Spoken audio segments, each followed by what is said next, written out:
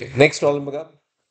A body of mass m at rest subjected to constant force F. Thus for time t, body is at rest. Okay. Kinetic energy at time t or after time t विचारलं. Force आला, velocity change झाली, फोर्समुळे velocity change झाली, म्हणून मी Newton second law apply करतो. By Newton second law thus we have force into time as the impulse is change in momentum m v minus u m common घेतलं मी. But ह्यामध्ये you किती आहे?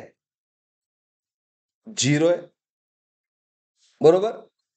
आणि त्यामुळं f into t is equal to m v. बरोबर. पण विचारलंय काय?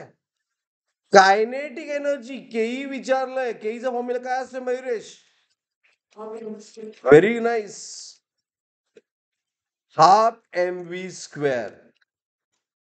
बरोबर. Getting everyone? मला इथं हाफ एम व्ही स्क्वेअर पाहिजे. मग कसं आणायचं हाफ एम व्ही स्क्वेअर?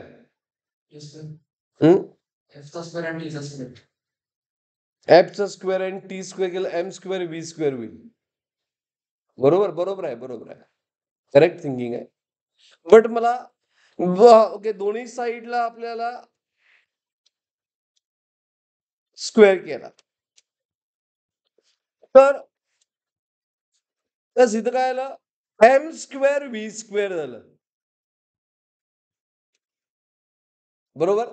मग याचं हाफ एम व्ही स्क्वेअर करायचं आहे. दोन्ही साईडला हाफ न मल्टिप्लाय करतो. F square t square. Okay.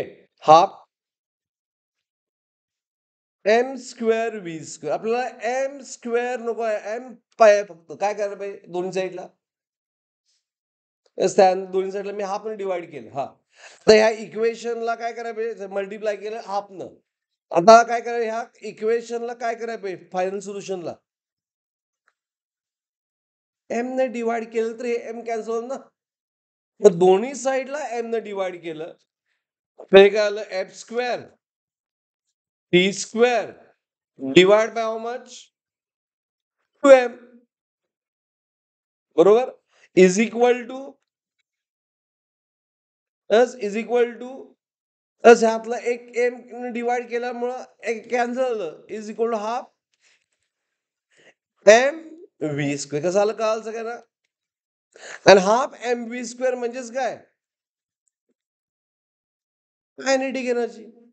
त्यामुळे ऑप्शन कुठले येणार? F square t square divide by what? Square. Understood? And is it clear? Yeah. So kinetic energy formula F square T square upon 12.